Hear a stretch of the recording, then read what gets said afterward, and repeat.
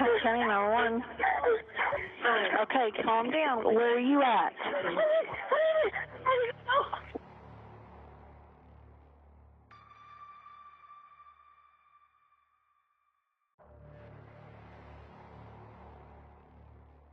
She's pinging on Kenner at 2595. She's extremely out of breath. She sounds like she's running.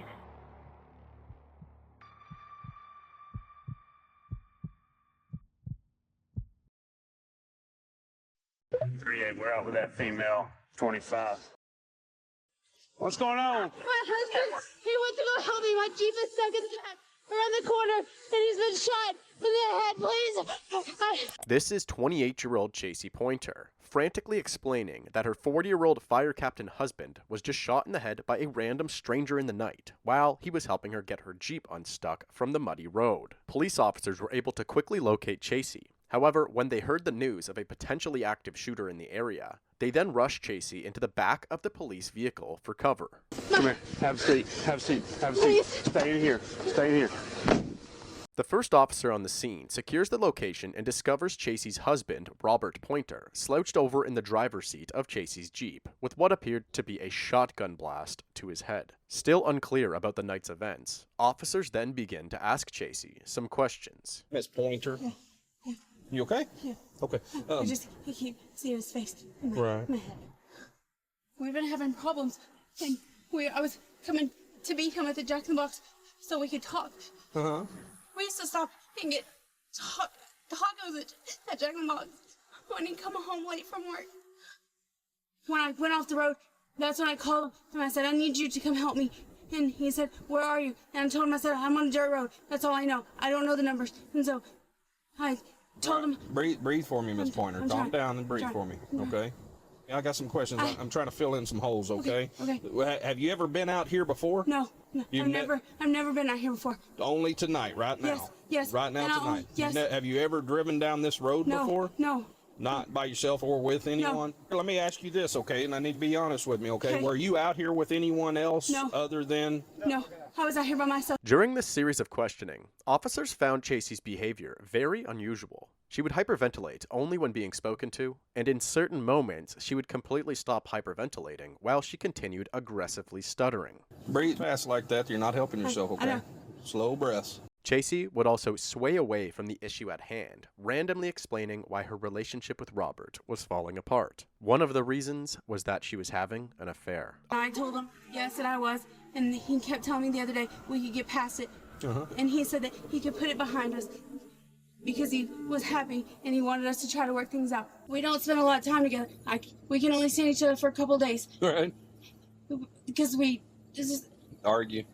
Yes, but it's because we don't spend a whole lot of time together because of his shifts. Chacey then provided officers with slightly more information about her undercover lover. His name was Michael Garza. Are you and Michael Garza dating or anything like that? Do y'all have a relationship? Yes. Did y'all have a date? Was it date night? No, we just hung out. We had sex, obviously. Where he backed my Jeep out, he moved it about 10, 15 feet from where it was to make sure that it was going to be okay, and he was going to drive around the corner. And then there was someone saying, there was a loud shot. There was a man. There's a tall person. That's all I know. Okay. He was taller than me. And what was he wearing? Dark clothes is all I know. Dark. Did you see any type of firearm, rifle, or anything like that in his hands? No. And the Jeep started rolling, and I didn't see anything. And I saw a shadow. That's all I saw. And when I walked up to him, I yelled his name, and I just felt something on me. And I had my phone in my back pocket. And I called. I ran. I didn't know what else to do. Officers also noticed that Chacey was covered in Robert's blood, despite saying that she was outside the vehicle when the shot went off. However, Chacey claimed that the blood got onto her when she entered the Jeep after the shot to check on Rob. This checks out in some ways. However, Chacey was also found to have high-velocity blood spatter on her as well, indicating that she was actually very close to Robert when he was shot. And due to all of these strange occurrences, as well as the contradicting statements regarding exactly what happened, Chacey Poynter was then escorted back to the police department in order to question her further. You got random bruises from Robert. It could just be him grabbing me. He's done this to me for 7 years. I put the Jeep apart, and then I touched his face, and I yelled his name, and when I pulled my hand away, all over my hand. The streak right there on your arm is a blood splatter, okay? You see how it splatters up your arm? Yes.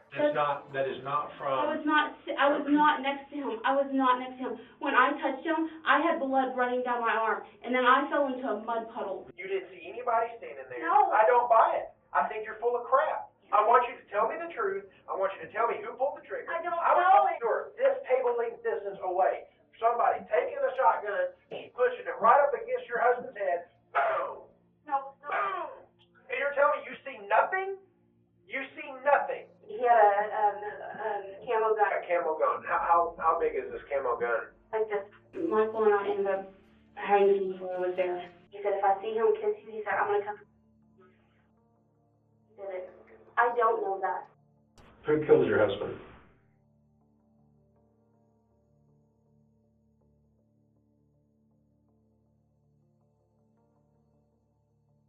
Can you say that louder for me, please? I did. But I never asked him to kill. The plan to kill Robert was planned today. He had talked about it, yes. And what exactly did he say was the plan? He told me it was going to make it look like a robbery. He told me he was on a drone. Garza told you that? He wanted to drive out there. I don't stop. He didn't even have time. He didn't even have time to react. And he shot him. Oh my God. He shot him. The investigator finally made a breakthrough, and Chacey incriminated herself as a participant in a conspiracy which resulted in murder. Directly after this interview took place, the investigator allowed Chacey's mother and father to speak to Chacey alone in the interrogation room as they continued to record. Robert and I have been having problems again. And he said he's going to kick me out. And then he's going to take Addison from me again. I talked to Robert yesterday. I know. But he's still pushing me around. He's not pushing you around, Chase. Mama, you don't live there. You're not going to yell at me, Chase. I'm not. I want to know what happened last night. What is all that on your leg? He pushed me down when he got my phone, and then I took off running. This Michael person did this to you? I didn't want him to kill him. I just wanted him to scare him, to... Oh, no. You just wanted Michael Garza to scare Robert. Stop it. You're hurting me. Officer, can we get my wife out, please? I yelled at him and I told him not to. I did. I told him not to. And as I was walking up, he did it. I told him not to. Me and your mom will take care of Addison, and then we need to worry about taking care of you. Nothing else I can do for you. You take care of yourself, Chacey. I didn't want him to do it. I just wanted him to scare him enough that he would quit doing this to me. I don't want to hear it anymore. I love you. You got to be strong. We got a little girl to take care of. Despite Chacey providing a story that painted her as a battered wife and victim in this situation, there was nothing that Chacey could say to sway investigators into believing that she was unaware that Michael was going to kill Robert. So officers immediately pressed charges against Chacey and Michael. Royce City Police are actively investigating the murder of University Park Fire Captain Robert Poynter. His wife, Chacey Poynter, is charged with conspiracy to commit murder. Another man, Michael Garza, is charged with murder. Tonight, we're learning a little bit more about their relationship and a lot more about how Poynter's fellow firefighters felt about him. Fox 4's Allison Harris is at the University Park Fire Department now with more. Allison. Well, Heather, the fire chief says Robert Poynter was not shy about how much he loved working here, and his fellow firefighters loved him for that. The fire chief talked to us today, but friends and family of everyone involved in this murder are not talking on camera. People are trying to understand how this could have happened as police continue to investigate. Step by step, investigators searched the spot where Robert Poynter was found shot dead in his truck Friday night before 11. Suspects are behind bars, but the hunt for the weapon is ongoing off FM 35 near Hunt County Road 2595 in Royce City on Joe Herndon's property. The police called my daughter earlier today and asked me, wanting to get a hold of me. They want to know if it's all right for them to go down there and search on my property. I said, well, I don't care.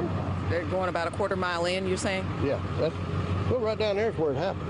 The area now graced with this sign for the respected University Park fire captain. I've received a lot of early morning phone calls in my 31 years in the fire service. This was among the most difficult to comprehend.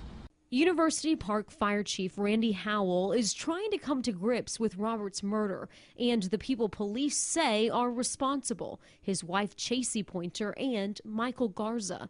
Police have not disclosed the nature of their relationship, but a longtime friend of Garza's told me off camera the two recently became friends.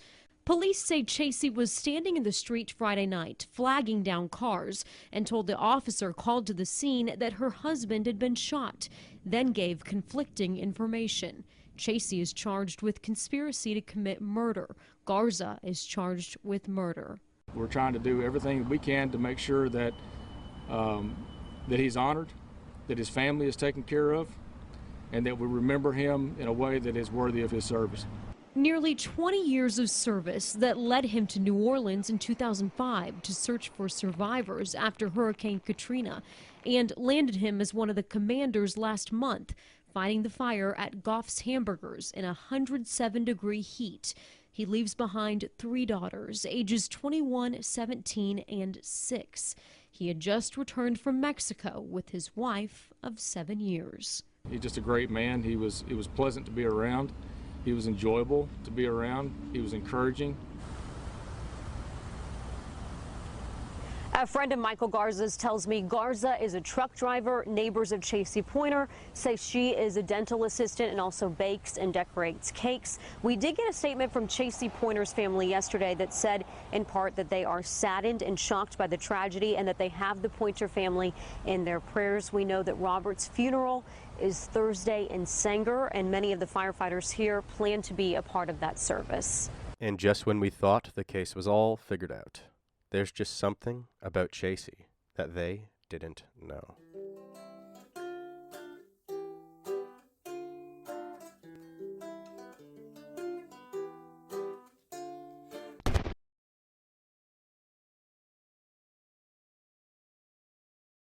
About a month after the arrest of both Chacey and Michael, a man that owned a farm nearby uncovered what he believed was the murder weapon. The farmer left the gun right where he found it and immediately contacted the police. Is there an emergency?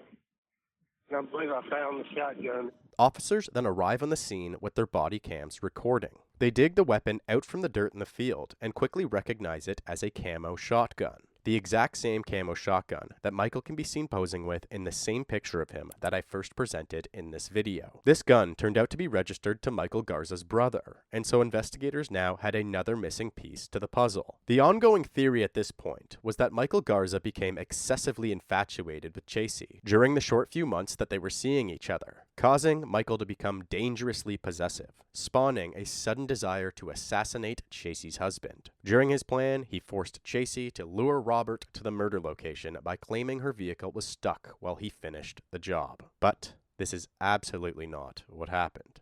Investigators were working around the clock, dissecting every piece of evidence that they could get their hands on, including Chacey's and Michael's cell phone memory and phone usage history. While doing so, they uncovered some pretty unnerving messages between the two. And now, Chacey began to appear as though she was the puppet master all along. They found a specific conversation between the two that went like this. I wish you'd run out of air in a fire. I just worry about you. I would burn down the world over you. I only have one way out of this, and it's not going to happen anytime soon. Your problems are my problems. I will shoot his ass. I rock an orange jumpsuit. And this is only the beginning. During the search of Chacey's phone, they also discovered several other deleted conversations between Chacey and 3 other men, not including Michael. As it turns out, Chacey was cheating on Robert with all 4 of these men. And as she did so, she constantly reminded them that her husband was extremely abusive to her. She would then attempt to manipulate these men into helping her do something about it. This eventually led to one of these secret lovers trying to take matters into his own hands and approached the Poynter household a few weeks before the murder. He would ring the doorbell, hoping to confront Robert. However, Chacey would run to the door and escort him away. That same lover was eventually asked to attend the police station for an interview. She would be at my house every around. She did tell me that he had hurt her a lot. There was a lot of abuse going on, and he never would leave marks because he didn't want to trace. After uncovering all of this new information, Chacey's charges were immediately upped from conspiracy to commit murder to conspiracy as well as first-degree murder. Michael Garza's trial began in July of 2018, and Michael pled not guilty to first-degree murder. His trial only lasted 2 weeks, including jury deliberation, and Michael Garza was convicted and sentenced to 99 years behind bars. As for Chacey's trial began a year after Michael's, on June 19, 2019. The prosecution laid out the cold hard facts. Chacey was neither abused nor was she a victim of circumstance. Chacey begged and pleaded with several different men while she also balanced a sexual relationship with all 4 of them. She sent 140 messages per day, collectively, from mid-June to the date of the murder, to all of these men, reminding them that something needs to happen so she no longer suffers at the hands of her husband. However, Chacey was absolutely not being abused in any way. If anything, Chacey was the emotional abuser. As it turns out, Robert had actually found that doorbell camera footage, causing him to feel as if the relationship was nearly unrecoverable. But instead of immediately leaving Chacey, Robert decided to take her on a vacation to give it one last shot. During said vacation, Chacey was apparently miserable, fighting with Robert in every opportunity. So, when they returned home, Robert spoke to his attorney about filing for divorce. This was when Chacey lost her patience and ramped up her manipulation of Michael Garza. At the time, Chacey was named as Robert's primary life insurance beneficiary. His policy would pay $680,000 to Chacey, so Chacey wanted to act fast before Robert could change who received that money. Chacey's defense stuck with the claims that Michael was only supposed to talk to Robert, but he took matters into his own hands and shot him. This didn't play very well for the jury, and on June 27, 2019, at approximately 8:45 p.m., the jury found Chacey Poynter guilty on all counts, and she was later sentenced to life in prison.